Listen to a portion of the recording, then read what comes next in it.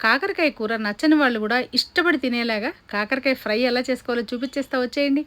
కాకరకాయని ఇలా రౌండ్‌గా ముక్కలు కట్ చేసేసుకొని అందులోకి ఉప్పు, కొంచెం పసుపు వేసి ఉప్పు, పసుపు కాకరకాయ ముక్కలకి పట్టేలాగా ఇలా పైకి కిందకి ఒక్కసారి కలిపేసేయండి. ఇలా కలిపేసి ఒక్క 10 నిమిషాలు పక్కనుంచేసేయండి. అప్పుడు కాకరకాయలో ఉన్న నీరంతా ఇలా బయటకొచ్చేస్తుందనమాట. నీరుతో పాటు చేదు కూడా వెళ్ళిపోతుందండి. కాకరకాయ ముక్కలన్నీ ఇలా నీరు పిండేసుకొని ఒక ప్లేట్లోకి తీసి పెట్టేసుకోండి. ఇప్పుడు కాకరకాయ ముక్కలు వేయించుకోవడానికి సరిపడా ఆయిల్ వేసుకుని నూనె వేడెక్కాక అందులోకి మనం నీరంతా పిండేసుకున్న కాకరకాయ ముక్కలు వేసేసుకోండి. స్టవ్ మాత్రం మీడియం ఫ్లేమ్లో పెట్టే ఉంచుకోండి.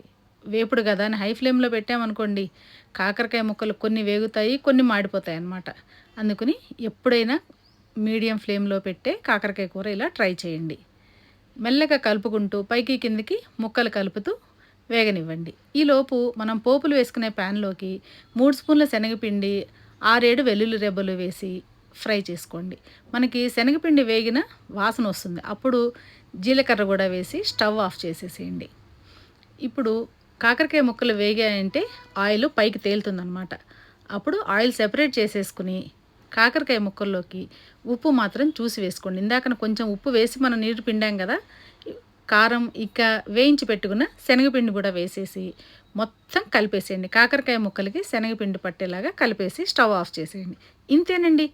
ఇలా సింపుల్గా కాకరకాయ ఫ్రై చేసుకున్నాం అనుకోండి, నచ్చని వాళ్ళు కూడా ఇష్టంగా తినేస్తారనమాట. ఎలా ఉంది నా రెసిపీ? మీకు నచ్చిందా? నచ్చితే తప్పకుండా లైక్ చేయండి.